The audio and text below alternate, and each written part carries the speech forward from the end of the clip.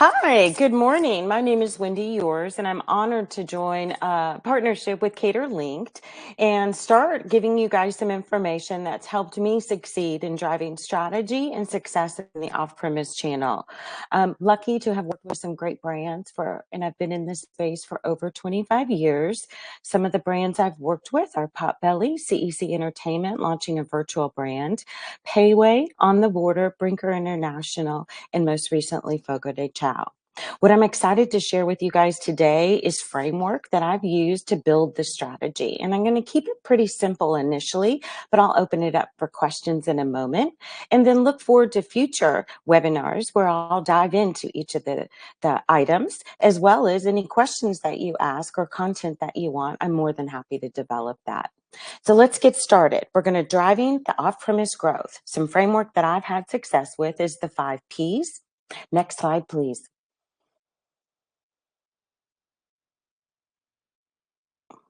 So what we're going to cover today is why off-premise matters. It's super hot right now. Understanding what the 5 Ps are, and then applying the 5 P framework for catering success. And then we'll open it up for some Q&A. So if you guys haven't read in the news, whether it be any of the outside sources or LinkedIn or even in industry and earning calls, the industry is forecasting that off-premise sales will grow between 6.7 and 8% annually through 2030.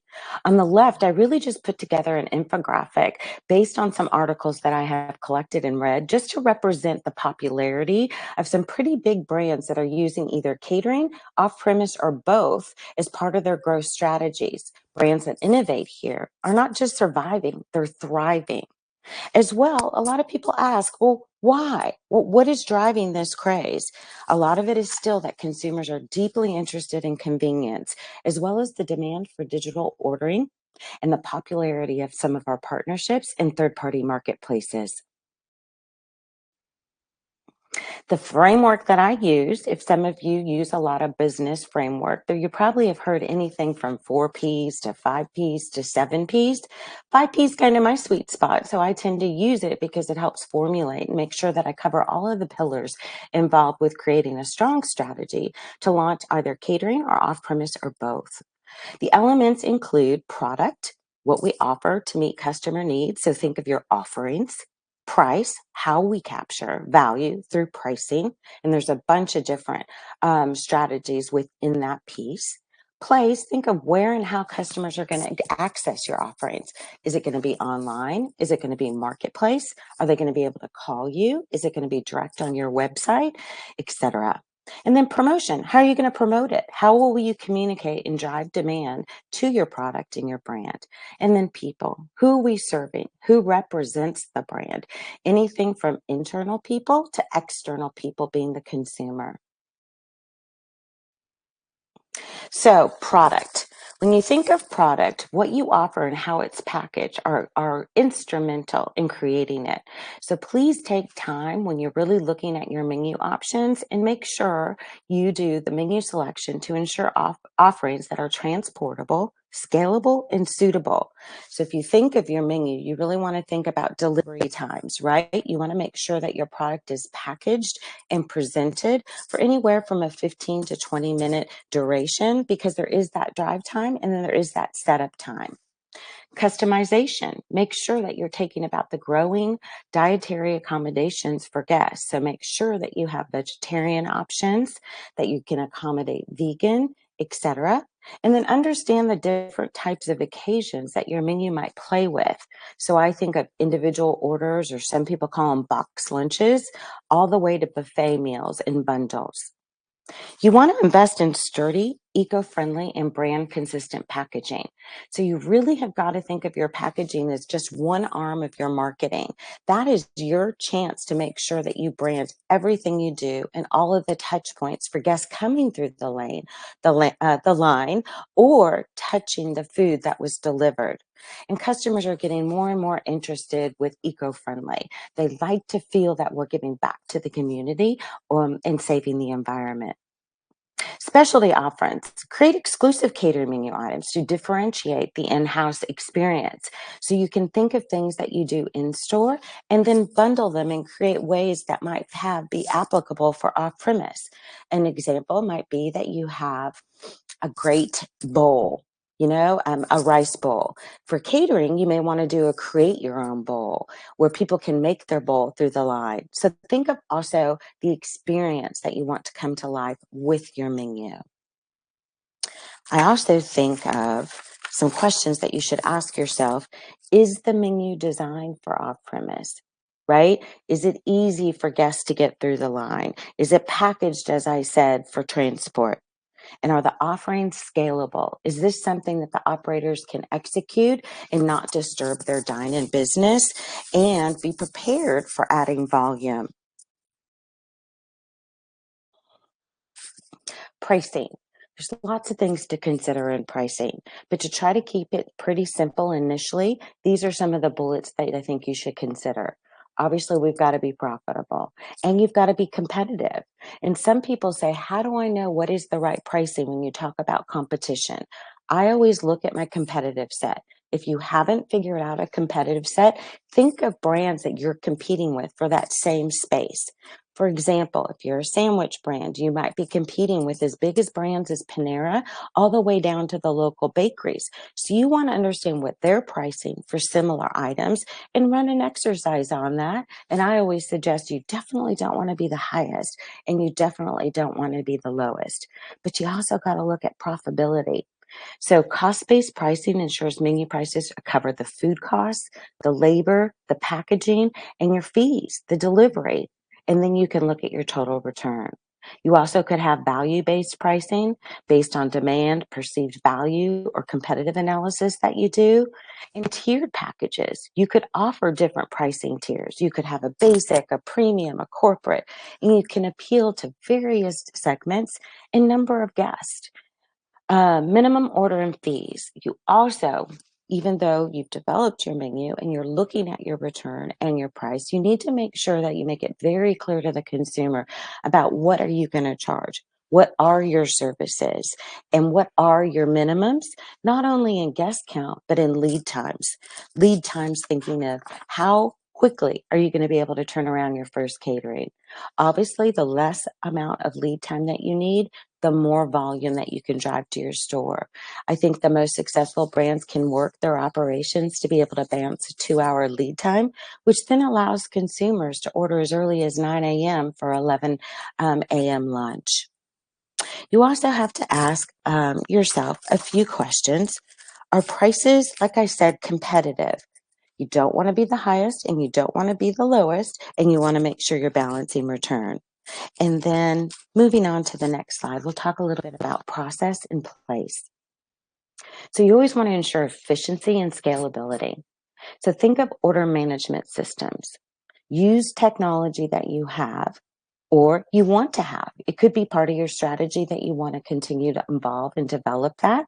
And some smaller brands start with simple things like Excel sheets and things that can help them track and manage their catering orders so you can fulfill orders seamlessly for smooth workflow. There's a lot of great tech, and we'll have more discussions on some of those great options. And there's also a lot of great coaches on Cater LinkedIn that are phenomenal at helping brands with tech stacks.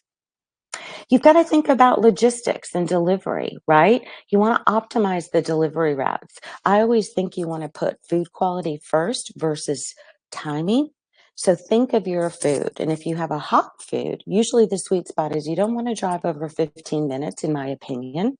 So you really want to make sure that you're honing in on your service perimeter and making sure that your number one thing is quality. You can also partner with third-party couriers. So for instance, a lot of brands try to decide, are they going to deliver their food or are they going to tap into partnerships to deliver the food? As well, I've had some success with a hybrid model. So some brands want to do outsourcing or logistics, or they call fulfillment for their smaller individual orders, but they want their staff to deliver every single catering order. And there's lots of great tech that can support that hybrid model. Production planning. This is what's key. This is what's allow you to leverage the assets of the dine-in, right? Your assets are your building and your people and your production. And so you want to make sure that you have a system that allows you to look at all of your off-premise and catering orders. And even ideally, if it can consolidate all of those orders so that you have a final production chart for your kitchen, it keeps things more simple and straightforward for your operators that have to produce them, as well as think of things like checklist and making sure that you have a process in store to make sure every single one of those orders is going out the back door perfectly. You only get one chance with catering. So if you're delivering to 20 or 40 or 50 or 60 people, you want to make sure everything got into that vehicle, as well as when you're setting it up, everything is there. You also want to think of feedback and improvement. So, if you don't have a fancy way to do a survey, make sure that you're tapping into your staff. This can also be done in callbacks because it's always nice to call back on a catering order and make sure that the customer was happy with the order. And you can track this feedback to continue to iterate and become nimble and improve your services. Also, you want to think about SOPs. So, those are standard operating procedures. So, you're going to be collaborating a lot with training and ops services to make sure that you develop programs that train everyone the difference in doing off premise versus dine in. Then you've got promotion. Some people think, or I do, this is the fun part, right? You figured out your menu. You've got some great training guidelines. You know how to do production. You've decided who and how you're going to deliver and cater food. Now, how are you going to promote it? Well, there's 100 of ways, but I think this is some good framework to consider. So you've got to think of your digital presence. You definitely want to look into your website and optimize your website and your social media channels. So if you're new to catering, you might want to think of how you talk differently for off-premise and catering versus how you talk for dine-in. Also, if you've got a good website, you want to make sure that you avoid friction and keep the clicks down to a minimum. And the easiest thing to do is literally go on the app and be the consumer. Actually try to enter an order, not only on the app, but on your PC, so you can partner with IT and make sure that you make that as seamless as possible for the end user. You've also got SEO and online advertising. So you can invest in search ads, whether it be direct to channel or even on the third party sites. You can run local SEO, which is search engine optimization, and think of keywords that resonate for your brand and your type of food and menu, and catering specific landing pages to drive traffic. There's also email and SMS marketing. Those are great channels to continue to not only build awareness, but drive conversion. So, kind of that mid funnel. And what you want to think of is you want to talk differently, again, for catering and delivery, and then tap into your email program that you might already have launched for dine in. Just remember, you're probably going to talk differently about the occasions and your offerings. You could also engage in past customers and try to convert them to your new channel. So think of segmenting as well as special offers and seasonal deals to drive conversion and acquisition to your brand. Partnerships. You can always collaborate with event planners. So I'm still a huge fan of local activation and salespeople, but perhaps you're not quite ready to invest in adding additional headcount. You definitely can still just reach out and get involved in your community. So think of event planners, corporate offices in your surrounding area, local businesses, and think how you can go out and just do some brief visits and introduce yourself and maybe drop off some goodies and talk about your ability to cater their next luncheon or other programs. And in the meantime, maybe they don't have a catering, but they'll come in for lunch because that is so cool that you came by and brought some goodies for them to think about your brand. And then customer incentives.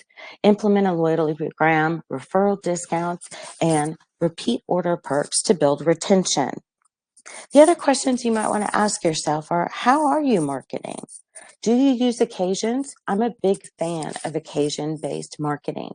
And what I mean by occasion-based marketing is I always like to develop what I call a national calendar. And sometimes you start with each month and each quarter and then build out through the year.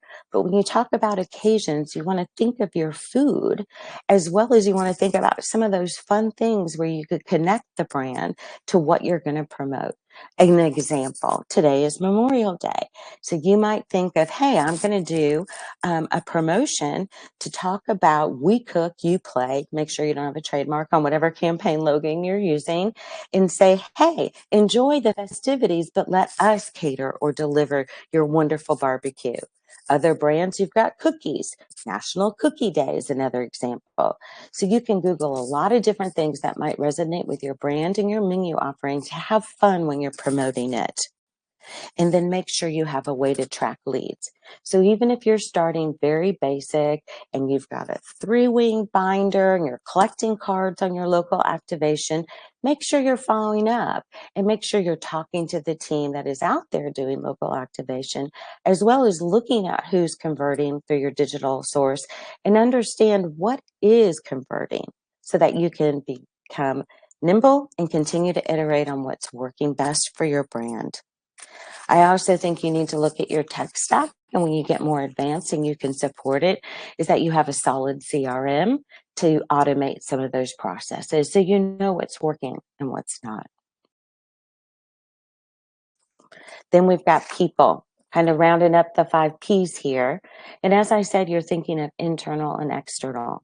So you're talking about your internal staffing as well as the customer service.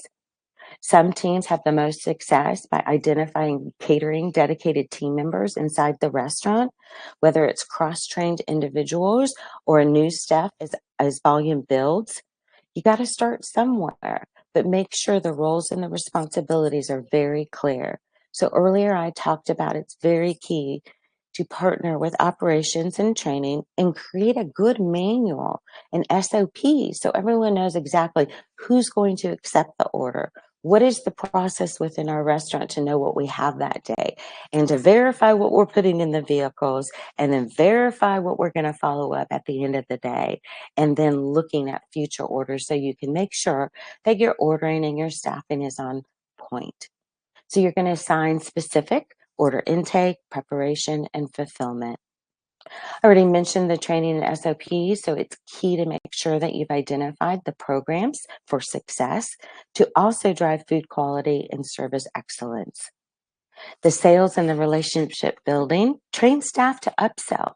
So if you're still handling calls by call-in and they aren't digital orders, make sure that your staff that are taking the orders are comfortable asking customers if they've ordered a bundle or they've ordered a buffet, would they like to add beverages? Excuse me, would they like to add dessert? And then consult and foster long-term client relationships for repeat business. Catering is a great way to market the brand. And you've got to think you came into contact with one person booking their order. But what if it's for 100 people? That's 100 people that you've just introduced the brand. And so you want to do everything you can to bring those customers into the brand and hopefully be another catering consumer. So think of what you're dropping off at that delivery. Did you leave menus? Is your packaging branded so that everybody that goes through the line goes, I know who this is from. Oh, I didn't know who they catered. And then don't forget how important it is to have systems in place for customer support. No one is perfect, but the way that you manage turning around an issue or an opportunity with an order, you can turn a guest into life. So make sure that you have clear contact channels and that you have the ability to respond immediately and quickly to things as they happen, for inquiries to issues with those live orders. The other thing is, you might ask yourself, do you have dedicated roles? So earlier I said when you're first starting your program, you might think of cross-training. And when you think of what are the best people to do my catering orders, you want to take people that have different qualities of their attention to detail. They like getting outside in the community. They're comfortable in the face of the consumer. And then training. You got to understand the difference between individual orders and large orders. So make sure that your SOPs really talk to the end user and the catering option leads and understanding everything that I've mentioned, from packaging to loading to setting up once they're on site. Next, we're going to wrap this up a little bit with applying these 5 framework to catering success. So approach. When you're thinking of all of these 5 Ps, think holistically, think broadly. View the 5 Ps as an interconnected system, not just individual tactics, right? And you can continue to evolve each of these, right? Because you might create one training program and you get it out there in the marketplace. You may pilot it and get feedback from your operators, and then you learn something talking to the employees or the operators exiting that, and you want the ability to continue to refine it and make it what's best for your team and your brand. And then customize your brand. Tailor each P to reflect your brand's promise. So the marketers on the line, you want to think about how you're talking to the consumer. Are you going to talk a little bit differently when it comes to catering than dine-in? But make sure you're dedicated to the brand promise and you're looking at your overall messaging. And then operations and customer expectations. You've got to understand those and make sure that you're listening to those people so you can continue to evolve and improve your program. Prioritize for impact. Focus on the areas with the highest potential return or operational function to maximize efficiency. So you really want to get in there. So earlier I talked about be the consumer. Some people are like, how do I approach making sure that the experience when consumers are ordering? Put your shoes in the shoes of a consumer.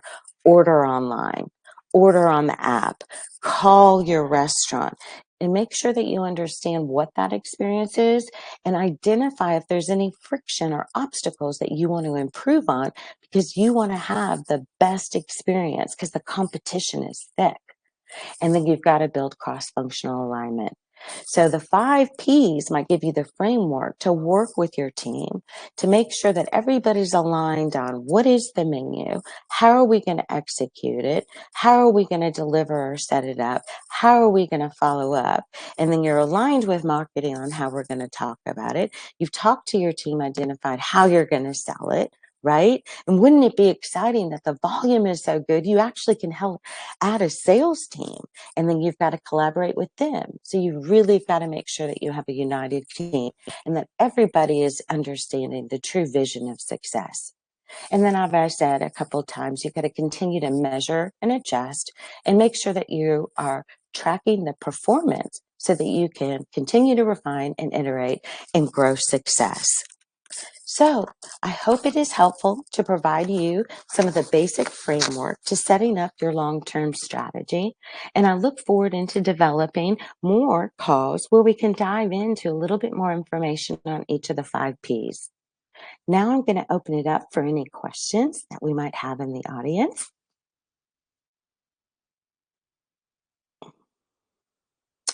Okay, so our first question is, how important is third-party ordering versus direct? You know what? I think that I'm a big believer on you've got to go where the customer is making the decision. So I am a fan of being on the third party marketplace, as well as making sure that you have a direct channel. It also can get into the tech stack. So you might want to consider, you might not be ready to launch your own direct to channel. So sometimes people use the marketplace or the partnerships to start their program. And then once you have your own direct channel, you want to really complement those two. Like I said, some of the largest marketplaces, consumers go there because they can order from 80,000 brands. So you've got to think about, hey, although I might make more money if they come direct to the brand, the reality is meet them where the consumer is. So it really is a blended model. But great question. The next question, how do I incentivize my team to focus on off-premise opportunities? I think you've got to make sure once you've developed your vision is you're going to show operators the return, right? Wouldn't it be really cool if I could open my restaurant and execute $1,000 order that had a 50% return? That's going to get them very interested in wanting to do more catering orders. And the individuals working them, they are always motivated by obviously making great money. And some of the catering orders are very lucrative. So again, you want to make sure that you can show them not only that it's a great return on their investment, they're leveraging assets. Some brands with great SOPs and training can continue to do all of their production with barely adding any additional staff members in the heart of house. So again, that's going to leverage and help labor. So great question. Now, the next question, how do I figure out the prices for my catering? Well, earlier I talked about if you've never started to develop your pricing, you kind of don't know where to start. Think of your competitive set. Think, who am I trying to get an order with? Who am I competing with? And really do an exercise and go out and look at their pricing, right? And you might not find the exact food item, but you're going to find similarities. For instance, if you're doing sandwiches, you want to see, what is everyone charging for a box lunch? What is in that box lunch, right? So you can get a comparative as, is it a sandwich in one side? Is it a sandwich in three sides? And then you want to kind of put it in an Excel and really, like I said, rank it. And then make sure again that you're not at the highest and you're not at the lowest. And then the second phase to that is making sure that you're looking at your return and being fiscally responsible. So you've got to know your pricing on the food based on the portions, your packaging, and all your costs associated with that order. And then the next question, how do I balance menu variety with operational simplicity? This is where I go back to collaboration is key. I was lucky to start in operations early in my career. So I always think of the end user, right? I don't want to sell something that operations can't execute. So make sure that you're in sync with operations, as well as I said, training, because to be successful, you want to make sure that you didn't create something that's very complicated on the kitchen. They're still running an operation. They've got to open the front door to the consumers coming in. So you want to make sure whatever you create, that it's easy, that it's got, can be produced simple. You want to look at steps to package it and keep it as simple as you can for operators, and then continue to get feedback, because they will tell you where the opportunities exist and help you and the entire team continue to simplify your operations for catering off premise. And simplification can lead you to success for sure. Next question. Do I need separate ordering platform for catering? It's a great question. And some people, will start where they have one and they talk about catering. But as you evolve your tech stack and you have the ability to have what I call two channels, and when I say two channels, you've got kind of what you think of as takeout and to go and individual orders, right? That's kind of a channel, right? That's a consumer that's, hey, I got to pick up a sandwich for work, or, I've just got me and my husband wanting to pick up dinner. Well, think of that menu might be a little bit different than catering. Not only may the menu be a little bit different, the experience online or on the phone might be different. And then the lead times may be different, right? Because individual orders, there's not a lot of lead time, right? I want to have my lunch today at the office. So your lead time might be different. So if you're able to create tech stacks to manage those two channels, you will definitely also have upside. So I talked about not only the experience for the consumer, the menu offerings, right? You can differentiate, and then the experience on each of those channels. And you can manage that if you're able to separate them and drive those businesses differently. Next question. How do I know when it's time to scale? I think you have to, again, if you've done all your homework with 5 Ps and you're tracking your orders and you know your return, you've also got to know your level of investment and your popularity. If you did an overall strategy, what percentage of your sales is making up for catering? What is your level of investment that the brand is willing to make to continue to grow it? So there are definitely several things to consider. And again, you've got to be in sync with your leaders, your operational team, your training, but this is where you've got to really also start collaborating with finance and the higher leadership to decide, how am I going to turn this into, let's say it started at just 5% of my business. to 25%. To get it to 25%, if you've used some of the 5P framework, you might have identified you're ready for evolving your tech stack, as I've talked about a few times. One other example is a CRM. I also talked about people. It may be time to really take it to the next level. I've got to think of getting somebody out there that can do full-time sales. And then the next question, how do I manage large catering orders without disrupting my regular restaurant flows? Earlier, I talked about simplification as well as understanding your menu and being in sync with your heart of house and your operations team to make it as simple as possible to do production in the heart of the house so it doesn't interfere with all of the people that are live in that restaurant. So you want to keep the menu simple. And as you grow and you build bench strength, you definitely can evolve. But I always say keep it simple initially. Make sure that whatever you're producing has the least amount of hand steps, right? Quick ways to have checklists and making sure at the end of the day that all of those products, the way you designed them, are presented to the consumer the way that you want it. And I think this might be the last question, but we've got, what if I don't have the budget for a dedicated catering team? Earlier, you got to start somewhere. So I always say cross training, right? And usually in the hospitality industry, there are folks in every single restaurant that actually love interacting with the team or find it fun to market to the consumers or do local activation. So talk to your staff, talk to some of your lead servers or trainers, or if you have a bar, bartenders love to interact with people. And those might be great people to get out into the community and just do it part time and find that they love this area of sales. So that's usually a good place to start as you identify it. And then as you have the ability to build volume and you're returning and you're getting more orders, then you're able to invest more labor hours in actually doing outsourcing selling and then hopefully build to the investment of a larger catering team.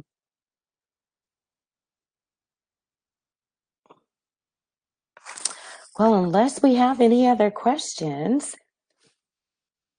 from the team, I'm going to wrap it up. So hopefully I gave you some initial framework for success where off premise meets on point strategy. Strategy does not have to be complicated, sorry. It just needs to have some framework, or I have found having framework. It also might include, which I didn't mention in today's call, a SWOT analysis.